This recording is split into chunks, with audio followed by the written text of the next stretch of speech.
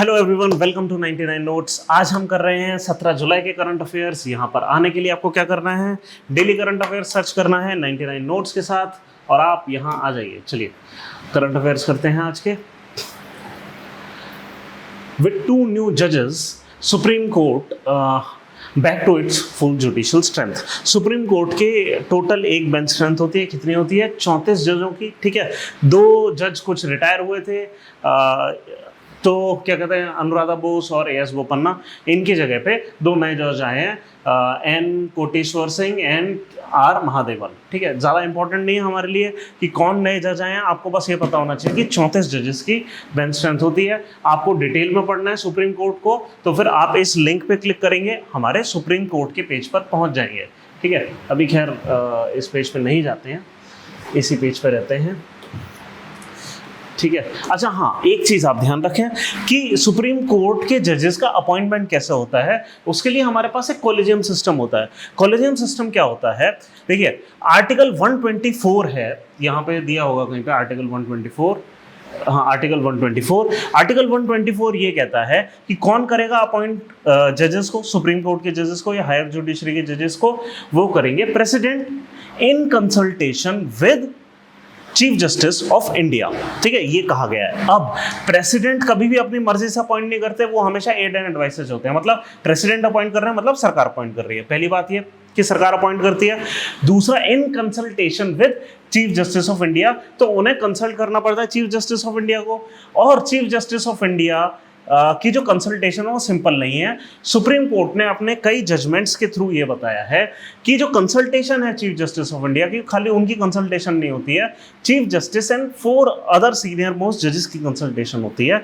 इन 5 लोगों को मिलकर, 4 अदर सीनियर जजेस, सीनियर मोस्ट जजेस और सीजीआई, इन 5 लोगों के जो कॉलेजियम है, इसको एक कॉलेजियम बोला जाता है। ठीक है, जो कि रिकमेंड करती है कि इनको अपॉइंट कर दिया जाए। तो खुद सीजीआई कंसल्टेशन अकेले नहीं देता है और सीनियर मोस्ट जजेस की मदद से देता है। और किनको देता है? सरकार को देता है, और प्रेसिडेंट अपॉइंट करते हैं, उनकी सील और स्टैंप पर अपॉइंट होते हैं। ठीक है, तो यहाँ पे लिखा है एज पर article 124 3 clause 3 of Indian constitution, a person to be appointed as supreme court जज of India must be citizen of India.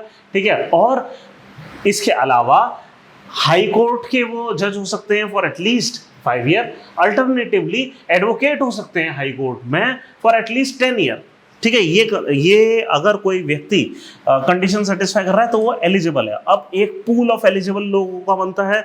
इस एलिजिबल पूल में से सुप्रीम कोर्ट चेक करता है कि कौन कौन हैं जिनको अपॉइंट करा जा सकता है, और उनकी कंसल्टेशन ऊपर दे दी जाती है, और इसमें आता है ये कॉलेजियम सिस्टम। ठीक है, और जिन मैं केसेस का बात कर रहा था उनको 2nd एंड 3rd जजेस केस कहते हैं। ये इनके एग्जैक्ट नाम नहीं है, इनको बोला कोलोकियली ऐसे जाता है। तो कंप्राइजेस, ये जो कॉलेजियम है वो क्या होता है? Comprise of chief justice of India और 4 सीनियर मोस्ट जजेस ऑफ द सुप्रीम कोर्ट। बस यही है, इससे ज़्यादा आपको बहुत ज़्यादा पता करने की ज़रूरत होती नहीं है। बाकी आप सुप्रीम कोर्ट के आर्टिकल पे जाएंगे, जो मैंने ऊपर लिंक बताया था, आप और डिटेल में इसको पढ़ सकते हैं। ठीक है, आगे चलते हैं। टेन्योर रिमूवल, ठीक है, इतना इंपॉर्टेंट नहीं है इस डिस्कशन के लिए।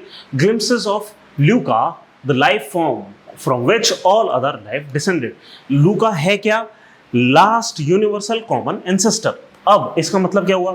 देखिए, यूनिवर्सल कॉमन एंसेस्टर का मतलब क्या हुआ कि हम अगर देखें कि ह्यूमंस कहाँ से आए, तो ऑब्वियसली हम किसी होमो स्पीशीज से आए हैं, जहाँ से बाकी के प्राइमेट्स आए। ठीक है, तो प्राइमेट्स कोई स्पीशीज हो गई, इन सब से ऊपर मैमल्स कहीं से आए होंगे। ठीक है, उन सब से ऊपर और कोई कॉमन एंसेस्टर होगा, जो सारी लाइफ फॉर्म का कॉमन एंसेस्टर है, जहाँ से एवोल्यूशन होकर इतनी सारी चीज़ें निकली, पूरे लाइफ फॉर्म निकली, उसको हम क्या बोलते हैं? जो सबसे पहला ऐसा एंसेस्टर है कि हम एक के बाद एक हम जब एंसेस्ट्री के पीछे चलते चले जाते हैं, तो लास्ट में मिलता है, उसको हम कहते हैं last universal common ancestor.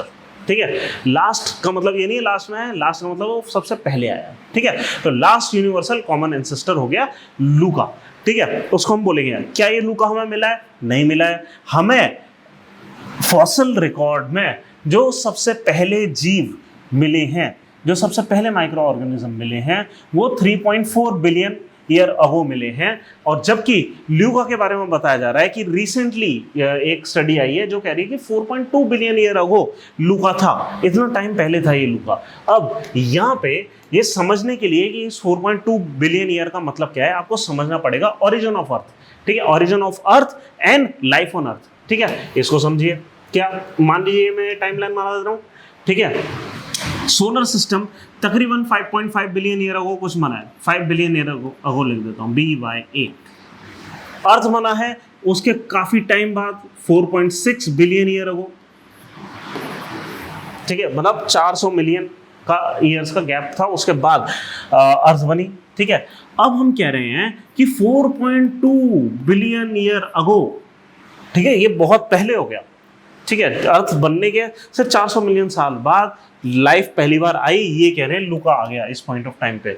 In fact इससे पहले हमारे जो एनसीईआरटी की किताबें वो कहते हैं कि 3.8 बिलियन ईयर अगो एक्चुअली हम कह सकते हैं कि लाइफ आई, जो सर्टेन एविडेंसेस हमारे पास कुछ हैं। तो 3.8 बिलियन ईयर अगो से ये जो स्टडी कह रही है वो और पीछे इस टाइमलाइन को ले जा रही है।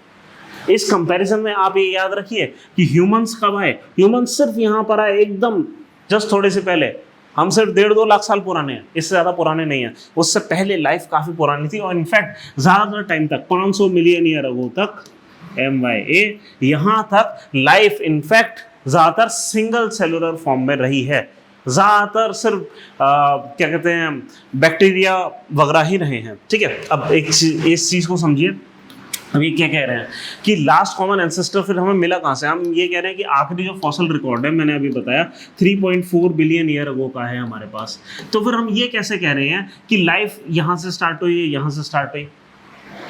इसके लिए आपको ये समझना पड़ेगा कि हमारे पास और क्या तरीके हैं चीज़ों को पता लगाने के, ठीक है। इस टाइमलाइन को आप जहन में रखिएगा, इसको मैं हटा दे रहा हूँ यहाँ से।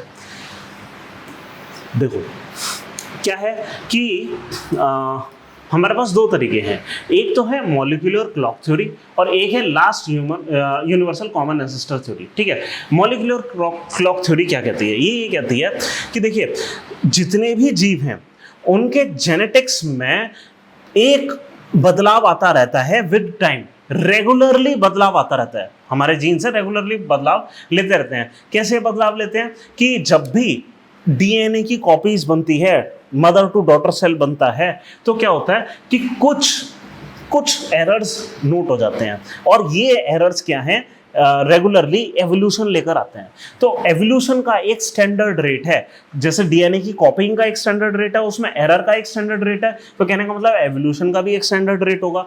तो ये जो एवोल्यूशन का स्टैंडर्ड रेट है उससे हमें पता लगता है कि कितने टाइम में एवोल्यूशन आना शुरू हो जाते हैं, ठीक है। अगर हम एवोल्यूशन का रेट देखें, ठीक है, और जितने भी हमारे लिविंग फॉर्म्स हैं इन सबको देखें और हम अगर देखें कि अगर ये सारा एवोल्यूशन हुआ तो कितना टाइम पहले, कितने रेट से ये एवोल्यूशन हुआ होगा और कितने टाइम पहले ये कॉमन रहे होंगे जहाँ से इतना सारा एवोल्यूशन हुआ। इसका जब हम अंदाज़ा लगाते हैं मैथमेटिक्स लगाकर, तो उस समय आइडिया लगता है कि हाँ ये लास्ट कॉमन एंसेस्टर इस पॉइंट ऑफ टाइम पे रहा होगा। हमें नहीं पता ये क्या था, हमें ये तो पता है कि क्या था क्योंकि हमने कॉमनैलिटीज देख ली ना कि बैक्टीरिया के सेल्स में क्या कॉमन है और हमारे सेल में क्या कॉमन है, ये कॉमन कब रहे होंगे, कब ये दोनों अलग हुए होंगे, ठीक है। तो हमें ये तो पता है ये होता क्या है, हमें ये नहीं पता ये कब था, हमें एग्जैक्टली नहीं पता कि हमारे पास एविडेंस नहीं है कि ये कैसा दिखता था, क्या था, ठीक है। बस हमें पता है कि हाँ इसके जीन्स कुछ ऐसे रहे होंगे, ठीक है। तो ये है मॉलिक्यूलर क्लॉक थ्योरी जिससे हमें एस्टिमेट मिलता है, ठीक है। फिर लास्ट कॉमन एंसेस्टर थ्योरी क्या है, poses that all life form bacteria, archaea, eukarya मतलब यूकेरियोट्स हम होते हैं, मल्टीसेलुलर ऑर्गेनिजम्स, बैक्टीरिया और आर्किया पुराने हो गए, ठीक है। Evolve from single cell, although इसका कोई हमारे पास फॉसिल रिकॉर्ड नहीं है, ठीक है, fossil evidence exist for Luka. Genome similarities across species suggest a common ancestry.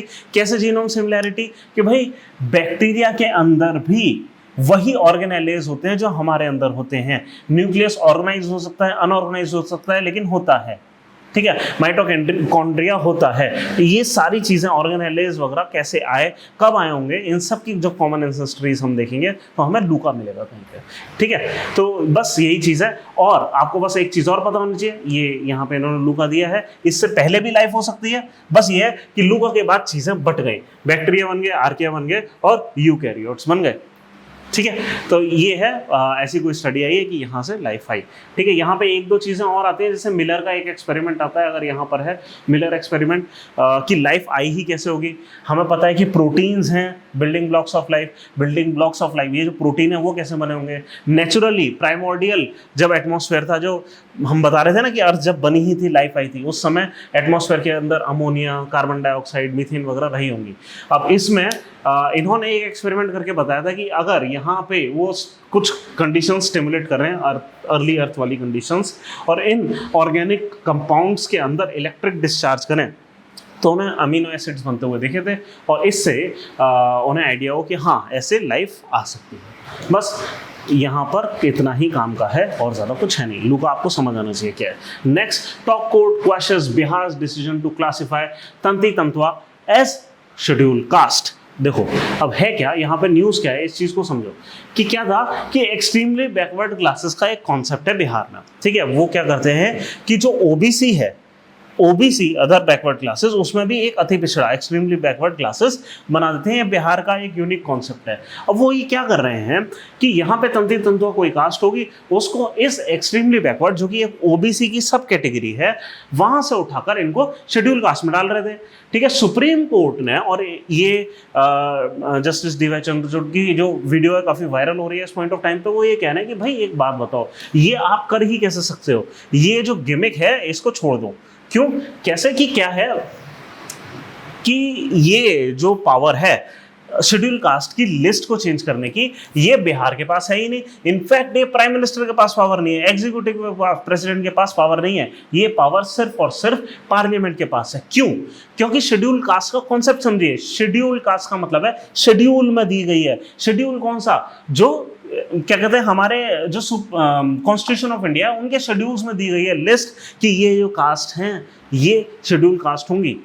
इस लिस्ट को चेंज करने का काम उन्हीं के पास हो सकता है जो कि कॉन्स्टिट्यूशन को चेंज कर सकते हैं, अमेंड कर सकते हैं। कौन कर सकते हैं, वो सिर्फ पार्लियामेंट कर सकता है। तो मतलब बेंच ने कहा है कि schedule caste list specified under the notification clause 1 can be amended और altered only by a law made by parliament, the bench said. तो बिहार ये कर ही कैसे सकता है, और इसको बेस बनाते हुए उन्होंने इसको रिजेक्ट कर दिया। ठीक है, आपको ये पता होना चाहिए कि आर्टिकल 341 के अंदर ये ऑफ द कॉन्स्टिट्यूशन ये पब्लिश करी जाती हैं कास्ट। ठीक है, ये आपको पता होना चाहिए। तो एज पर article 341 neither the central government nor the president can make, और ऑब्वियसली स्टेट गवर्नमेंट तो बिल्कुल ही नहीं कैन मेक एनी अमेंडमेंट्स और changes in the notification issued in clause 1 without a law made by the parliament. ठीक है, और ये मालफिड ये गलत था जो उन्होंने करा। बस इतनी सी बात है। ठीक है, नेक्स्ट चलते हैं। Centre holds SSA fund to Punjab, Delhi, Punjab and west Bengal और non participation in PM Shri. अब देखो एसएसए क्या है, समग्र शिक्षा अभियान। ठीक है, मिनिस्ट्री ऑफ एजुकेशन का है कि सबको शिक्षा मिले उस टाइप का। अब इसमें होता क्या है कि अब ये डिसीजन क्यों लिया गया, क्योंकि जो ये स्टेट्स हैं वो लोग प्रधानमंत्री schools for rising India PM Shri scheme है वो नहीं चला रहे हैं। ये एक दो दिन पहले और आई थी ये स्कीम, हमने डिटेल में डिस्कस करा था। क्या, ये स्कीम के अंडर 14,500 स्कूल्स जो हैं उनको बेहतर इंस्टीट्यूट्स बनाया जाएगा, उनको एग्जाम्पलर इंस्टीट्यूशंस की तरह डेमोन्स्ट्रेट करा जाएगा। ठीक है, ताकि यहाँ पे नेशनल एजुकेशन पॉलिसी 2020 इम्प्लीमेंट हो पाए, और यहाँ पे एक नई किस्म की लर्निंग पेडागोजीज का यूटिलाइजेशन होगा। ठीक है, तो पीएम श्री स्कूल में क्या होगा, वोकेशनल एजुकेशन होगा, स्मार्ट क्लासरूम्स होंगे, मतलब स्मार्ट स्क्रीन्स वगैरह लगेंगी, सीसीटीवीज वगैरह होंगी, green schools, LED lights, activity promoting green school, digital library, ICT और दूसरे digital initiative, rain water harvesting, solar panel वगैरह वगैरह। ठीक है, तो ये सारी चीज़ें होंगी। अगर इस चीज़ को इम्प्लीमेंट करती हैं स्टेट की गवर्नमेंट्स, तो फिर सरकार समग्र शिक्षा अभियान के अंदर उनको रखेगी। अब सरकार ने करा क्या है कि इसमें से इन स्टेट्स को निकाल दिया। ठीक है, ये है क्या, पीएम श्री स्कीम। याद रखिए एक सेंट्रली स्पॉन्सर्ड स्कीम है। स्पॉन्सर्ड स्कीम्स कौन सी होती हैं, एक तो सेंट्रल सेक्टर स्कीम होती है जिसका पैसा सेंटर खुद देती है पूरी तरीके से, और सेंट्रली स्पॉन्सर्ड स्कीम वो होती है जहाँ पे स्टेट को भी अपना पैसा लगाना होता है। अब कुछ स्टेट ये कह सकते हैं भाई हम इस स्कीम को इम्प्लीमेंट नहीं कर रहे, आपको अगर पूरी तरह पैसा लगाना लगा लो, हम अपना पैसा नहीं लगाएंगे। तो कुछ स्टेट्स नहीं लगा रही हैं और उनको बाहर कर दिया गया। ठीक है, तो ड्यूरेशन ऑफ द स्कीम 2023 से लेकर 2026-27 तक है। एंड डेट अगर दी होती है तो हम इसको कहते हैं सनसेट क्लॉज, कि कब तक ये स्कीम टिकेगी, इतने टाइम तक वो जो भी हम इम्प्लीमेंट कर रहे हैं टेक्नोलॉजी, वो सब इम्प्लीमेंट हो जानी चाहिए। ठीक है, बस यही है। Selected schools will act as exemplar schools showcasing all components of national education policy NEP 2020, और बस यही बात है और ज़्यादा कुछ है नहीं। ठीक है, आगे चलते हैं। हाँ, द स्टॉपेज ऑफ फंड, एक चीज ये देख लीजिए, stoppage of fund has led to significant financial challenges to the affected state. Delhi is awaiting for 330 crore, Punjab को 515 करोड़ मिल रहे हैं और वेस्ट बंगाल को लगभग 1000 करोड़ से कुछ ज़्यादा मिलने हैं फॉर पेंडिंग क्वार्टर्स। ठीक है, समग्र शिक्षा अभियान में। बस आगे चलते हैं। फिर इंडिया एक्सपोर्ट्स ग्रो 2.55% इन जून। ठीक है, ये हर महीने का हमें डेटा याद नहीं रखना होता। ठीक है, कुछ ग्रो हुआ है। कहाँ से ग्रो हुआ है, बस आप ये देख सकते हैं US और EU। ठीक है, यहाँ पे हमने सिग्निफिकेंट डिमांड की रिकवरी देखी है, यहाँ पे हम भेज रहे हैं, और ज़्यादा इतना कुछ है नहीं। हमें मंथ वाइज डेटा पे इतना नहीं जाना होता। ठीक है, अगर हमें ईयरली डेटा मिल रहा है वो ज़्यादा इंपॉर्टेंट है, तो इसको छोड़ देते हैं अभी के लिए। तो India urged to extend leadership in digital public infrastructure to global south, says G20 task force. ये इंपॉर्टेंट न्यूज़ है। सबसे पहले समझो डिजिटल पब्लिक इंफ्रास्ट्रक्चर होता क्या है। ये वो इंफ्रास्ट्रक्चर होता है जो बाकी जितनी भी डिजिटल एप्स हैं या डिजिटल सर्विसेज हैं उनके बेस पर होता है। जैसे डिजिटल फाइनेंशियल सर्विसेज, ठीक है, जैसे कि UPI एक डिजिटल पब्लिक इंफ्रास्ट्रक्चर है जिसका मदद लेकर कई सारी एप्स और वेब सर्विसेज अपनी सर्विसेज प्रोवाइड करती हैं, है ना। तो इस चीज़ को हम डिजिटल पब्लिक इंफ्रास्ट्रक्चर बोलेंगे और इंडिया इस चीज़ में लीडर है। देखो क्या है, DPI refers to such platform जैसे कि digital identification, payment infrastructure and data exchange solution that help countries deliver essential services to their people, empowering citizens and improving lives by enhancing digital inclusion. कि वो services जो बाकी चीज़ों को मतलब बाकी कंट्रीज को जो उनकी एसेंशियल सर्विसेज हैं वो देने में हेल्प करेंगी। ठीक है, अब DPI ecosystem mediate the flow of people, money and information. ये जितना भी इंफ्रास्ट्रक्चर है ये मीडिएट करता है, मीडिएटर का काम करता है कि लोगों को मनी को और इंफॉर्मेशन का जो फ्लो है उसको करता रहे। इंडिया के पास ऐसा कौन सा डिजिटल पब्लिक इंफ्रास्ट्रक्चर है? UPI बेस्ट एग्जांपल है इस चीज़ का। हम QR कोड से bank to bank core banking system का यूज़ करके पेमेंट कर देते हैं, इमीडिएटली ट्रांसफर। ये दुनिया में कहीं नहीं है। तो ये एक तगड़ा डिजिटल पब्लिक इंफ्रास्ट्रक्चर है और इसलिए G20 ने क्या कहा है, G20 की एक टास्क फोर्स थी डिजिटलाइजेशन के ऊपर, और उन्होंने ये कहा है कि भाई इंडिया तुम जो है लीडरशिप लो, तुमने UPI बनाया, तुम्हें पता है कैसे करते हैं ये काम, तुम लीडरशिप लो कि ग्लोबल साउथ में ये इंफ्रास्ट्रक्चर एक्सटेंड कर पाओ। मतलब ग्लोबल साउथ क्या, वो कंट्रीज जो कि डेवलपिंग नेचर की होती हैं, डेवलप नहीं होती हैं, और ये ज़्यादातर एक्चुअली साउथ में एग्जिस्ट करती हैं, इसलिए इनको ग्लोबल साउथ बोला जाता है, मेनली डेवलपिंग कंट्रीज। इसका मतलब ये नहीं है वो साउथ में एग्जिस्ट करें, क्योंकि डेवलप्ड कंट्री जैसे ऑस्ट्रेलिया ग्लोबल नॉर्थ का हिस्सा है क्योंकि वो डेवलप्ड है। ठीक है, तो हम ग्लोबल साउथ की मदद कर सकते हैं, G20 की टास्क फोर्स बोल रही है। ठीक है, इसके एनालिसिस पे आओ, क्या है यहाँ पे, हाँ इंडिया स्टैक। अब इसमें देखिए इंडिया ने क्या बनाया है, जो बड़ा पब्लिक इंफ्रास्ट्रक्चर है उसका नाम है इंडिया स्टैक। और इंडिया स्टैक में देखिए UPI, IMPS वगैरह, eKYC, आधार बेस्ड पेमेंट सिस्टम, आधार पे और भारत QR, ये सारी चीज़ें आ जाती हैं। इंडिया स्टैक है क्या, देखो कि India stack is a set of APIs। API माने एप्लीकेशन प्रोग्रामिंग इंटरफेस, जो कि एप्लीकेशंस को मदद करती हैं, एक इंटरफेस की तरह होती हैं, एप्लीकेशंस को मदद करती हैं अपनी सर्विसेज देने में। दैट अलाउज गवर्नमेंट, एक ऐसा सेट ऑफ API, कौन से सेट ऑफ API, ये सारे APIs that allows governments, businesses, startups to develop and developers to utilize an unique digital infrastructure to solve India's hard problems.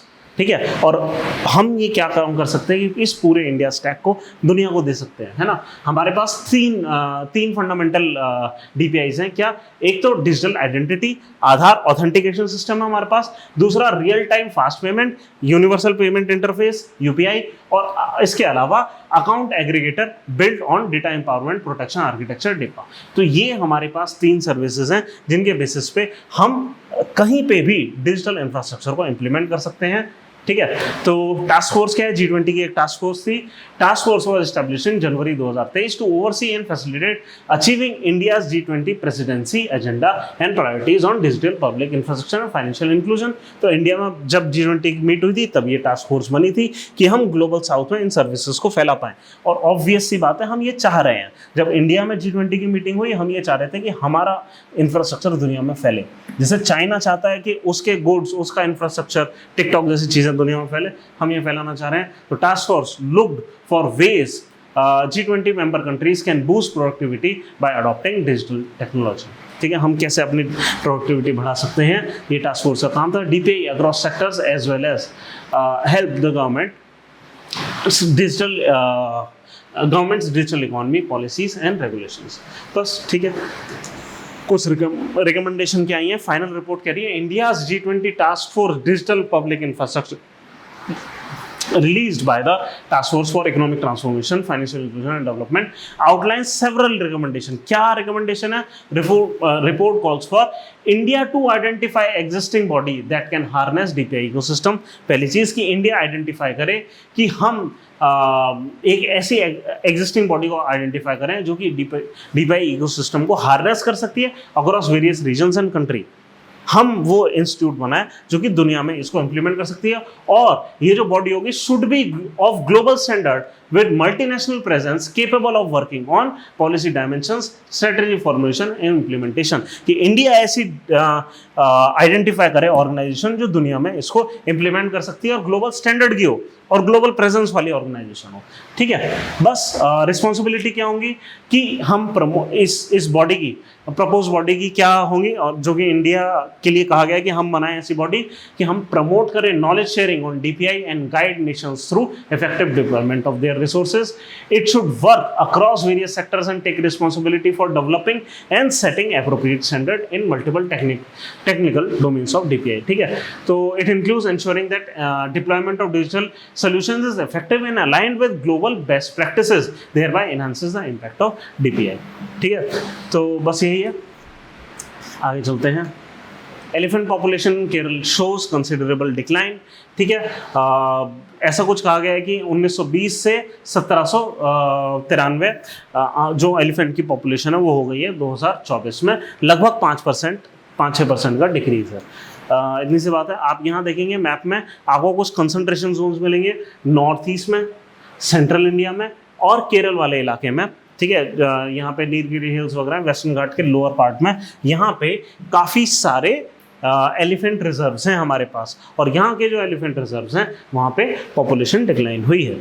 ठीक है, बस यही बात है। यहाँ पे क्या लिखा गया है कि क्यों डिक्लाइन हुई है। अच्छा, यहाँ पे भी elephant reserve level analysis show कहाँ पे पेरियार और नीलम्बूर वाइल यहाँ पे वाइल रिडक्शन नहीं, यहाँ पे पेरियार और नीलम्बूर में स्टेबल है, वाइल वायनाड और अनामुडी रिकॉर्डेड ये 29% 12% डिक्लाइन। ठीक है, तो रिडक्शन इतना है। पेरियार देखिए, यहाँ पेरियार नदी एक बहती है वहाँ पर है, नीलम्बूर ऊपर है, अनाईमुडी हल्का सा नीचे है, अनाईमुडी हिल है उसके ऊपर है। ठीक है, और वायनाड एकदम टॉप पर होता है, नीलगिरी बायोस्फीयर रिजर्व का हिस्सा है जहाँ पे तीनों स्टेट्स मिलती हैं, कर्नाटक, तमिलनाडु और केरल। ठीक है, तो बस यही है। आप चाहें तो हमारे मैप्स पे जा सकते हैं जो एनवायरनमेंट के हैं, टाइगर रिजर्व्स और एलिफेंट रिजर्व्स के।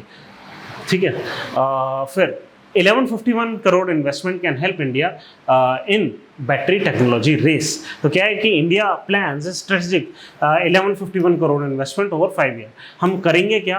देखिए, हम कहाँ पे इस पैसे को लगाने वाले हैं। ई मोबिलिटी R&D रोड मैप क्या है हमारा कि outlines necessary steps to develop advance battery technology capabilities divided into 4 main areas. क्या है हमारे areas? Energy storage cells, electric vehicle aggregator, materials and recycling and charging and refuelling. ठीक है। तो हर चीज में, स्टोरेज सेल में भी लगा दिया, इलेक्ट्रिक व्हीकल एग्रीगेटर में भी लगा दिया, फिर मटेरियल रिसाइकलिंग, जब एंड ऑफ लाइफ पे हम इसका क्या करेंगे उसके लिए कि रिसाइकिल करके फिर से इस मटेरियल को अगर बैटरी में यूज कर पाएं, और चार्जिंग और रिफ्यूलिंग इंफ्रास्ट्रक्चर यहाँ पे हम इन्वेस्ट करेंगे, और इसके लिए इतने करोड़ का इन्वेस्टमेंट का प्लान है 5 साल का। ठीक है, बस यही है। नहीं, ये एक खाली रोड मैप है, प्लान नहीं है। ARAI ने ये बस एक रोड मैप दिया है। ठीक है, ARAI क्या है? Automotive research association of India. ठीक है, ज़्यादा कुछ नहीं है। अगर रोड मैप दिया है तो ज़्यादा कुछ नहीं है। आप बस अपने कंक्लूजन में, अपने आंसर के कंक्लूजन में लिख सकते हैं कि ऐसा एक रोड मैप मिला है। ठीक है, जब एक्चुअल प्लान आएगा तो उसके बारे में डिटेल पढ़ना चाहिए। आगे चलते हैं। ABO क्लासिफिकेशन सिस्टम, ये हिंदू के इंटरनेशनल पेज में आया है। आपको पता होना चाहिए ABO क्लासिफिकेशन ब्लड का सिस्टम होता क्या है। देखिए, यहाँ पे आपको 2 कॉन्सेप्ट समझने हैं। एक तो होता है एंटीजन और एक होता है एंटीबॉडी। ठीक है, एंटीजन क्या होता है? वो जो फॉरेन पार्टिकल जो कि आपकी बॉडी के लिए अच्छा नहीं होता। ठीक है, लेकिन किसी वजह से हमारे रेड ब्लड सेल के ऊपर A एंटीजन होता है और B एंटीजन होता है। जब भी कोई एंटीजन होता है तो एक इम्यून रिस्पॉन्स आता है। इम्यून रिस्पॉन्स मतलब आपकी बॉडी उससे लड़ने की कोशिश करती है। ठीक है, तो एंटीजन जब भी होता है तो फिर उसको लड़ने के लिए कुछ इम्यून रिस्पॉन्स क्रिएट होगा। बट हमारी बॉडी में क्या होता है? A एंटीजन और B एंटीजन के लिए अगर ये ब्लड में पहले से हैं तो इनके अगेंस्ट इम्यून रिस्पॉन्स नहीं आता। ठीक है, लेकिन otherwise immune response A antigen B antigen के लिए होता है। जैसे कि अगर कोई भी एंटीजन नहीं है, जैसे कि O ब्लड टाइप उसको कहते हैं, 2 टाइप के एंटीजन है, अब ये याद रखिए। 2 एंटीजन्स हैं, 4 पॉसिबिलिटीज हो सकती हैं। या तो एक एंटीजन होगा उसमें से, या दूसरा होगा एंटीजन उसमें से, या दोनों होंगे, कोई नहीं होगा। ठीक है, 4 ब्लड ग्रुप हो गए। अब इससे होगा क्या? अगर कोई भी नहीं है तो आपके ब्लड के अंदर दोनों टाइप की एंटीबॉडी होंगी। अगर एंटीजन भी हुआ, एंटीबॉडी भी हुआ, तो एक दूसरे के खिलाफ लड़ेंगे, है ना। स्टेबल नहीं है वो सिस्टम, आपकी बॉडी हमेशा स्टेबल रहती है। तो अगर एंटीजन नहीं है तो एंटीबॉडीज एग्जिस्ट कर सकती हैं। अगर एंटीजन है तो उसकी दूसरी वाली एंटीबॉडी होंगी। एंटीजन A है तो एंटी B एंटीबॉडीज होंगी, और एंटीजन B है तो एंटी A एंटीबॉडीज होंगी, और दोनों हैं तो कोई एंटीबॉडी नहीं हो सकती। इसलिए क्योंकि एंटीबॉडीज अलग अलग होती हैं ब्लड में, इसलिए होता क्या है, आप ये नहीं कर सकते कि A के अंदर B का ब्लड चढ़ा दें। ठीक है, तो ये प्रॉब्लम होती है। उसी बस इसी के बेसिस पे आप सब कुछ पता कर सकते हैं। O में क्योंकि कोई एंटीजन नहीं है तो कोई दिक्कत वाली बात नहीं है। O वाला ब्लड आप किसी को भी चढ़ा सकते हैं। AB वाला ब्लड आप किसी को नहीं चढ़ा सकते। A वाला ब्लड आप A को चढ़ा सकते हैं और AB को चढ़ा सकते हैं। ऐसे B वाला ब्लड B को चढ़ा सकते हैं और AB को चढ़ा सकते हैं। इतना है पूरा कॉन्सेप्ट। ठीक है, इतना ही समझना, और ज़्यादा कुछ है नहीं। ठीक है, वही सारी चीज़ें यहाँ पे दी हुई है। ठीक है, इसके अलावा एक RH फैक्टर और होता है, एंटीजन D, एक नए किस्म का एंटीजन होता है जो कि पॉजिटिव और नेगेटिव बताता है। ठीक है, नेगेटिव वाला हर किसी को आप चढ़ा सकते हैं अगर वो एंटीजन नहीं है। RH अगर नहीं है, कोई दिक्कत नहीं है, सबको चढ़ा दो। तो कहने का मतलब वो नेगेटिव ब्लड किसी को भी चढ़ा सकते हैं, यूनिवर्सल डोनर है। RH अगर पॉजिटिव है, अगर एंटीजन है, एंटीजन होना प्रॉब्लमेटिक है ना, तो आप उन्हीं को चला सकते हैं जिनमें वो वाला एंटीजन हो। ठीक है, इसके अलावा ये नेगेटिव एंड पॉजिटिव और होता है। आगे चलते हैं। Crude oil imports decline to a 4 month low of 18.5 million ton in June. ठीक है, अब इसकी वजह क्या हो सकती है? गर्मी के समय जनरली वैसे ईंधन की ज़रूरत होती है, बट है क्या कि किस लिए ईंधन की ज़रूरत होती है, आप चीज़ को याद रखें। 3 जगहों पे हमारा ईंधन यूज़ होता है। एक तो फ्यूल की तरह यूज़ होता है गाड़ियों में, एक फ्यूल की तरह यूज़ होता है एग्रीकल्चर में, और एक कंस्ट्रक्शन वर्किंग साइट पे चीज़ों को चढ़ाने उतारने के लिए जनरेटर सेट्स यूज़ होते हैं। यहाँ पे फ्यूल यूज़ होता है। अभी क्या हो रहा है कि फ्यूल गाड़ियों में कम यूज़ होगा क्योंकि अब बारिश हो गई है, तो मतलब ACs वगैरह गाड़ी के मान लीजिए इतने नहीं चलेंगे। दूसरा ये है कि क्योंकि बारिश हो गई है तो एग्रीकल्चरल पंप्स नहीं चलेंगे, नीचे से पानी नहीं निकालना पड़ेगा, फ्यूल कम यूज़ होगा। ठीक है, ये कुछ, और क्योंकि कंस्ट्रक्शन वर्क फिर बारिश के समय रुक जाता है, इसलिए भी फ्यूल का कंजम्पशन लो है। बस इतनी सी बात है, इससे ज़्यादा कुछ नहीं है।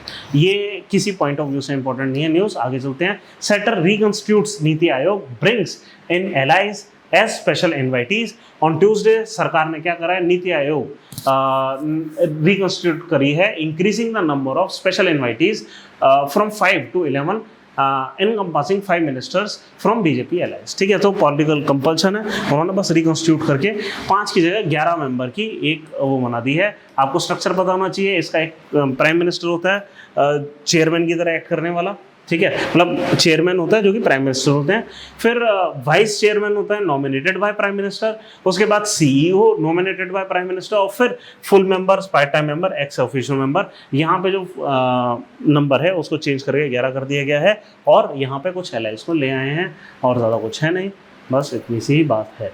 ठीक है, यहाँ पे स्पेशल इन्वाइटीज जो हैं उनको बढ़ा दिया गया, बस इतना ही है। 6 children die of suspected Chandipura virus infection in Gujarat. Chandipura है क्या, एक बार देख लेते हैं, कुछ नया सा वायरस लग रहा है। ओरिजिन 1965 में Chandipura, in 1965 the first time the Chandipura virus was identified in India. This led to it to being named as Chandipura based on district, कहाँ पर, महाराष्ट्र में नागपुर के पास है चांदीपुरा। है क्या ये वायरस, ये एक मॉस्किटो बोर्न डिजीज है, causing fever, mostly affecting children between age of 9 month से 14 साल। It can spread by ticks and sand flies, ठीक है, और ड्यूरिंग रेनी सीजन होता है। अब ये फैल गया है और गुजरात में मिला है हमें। So what is CHPV infection, how it is transmitted, तो ठीक है,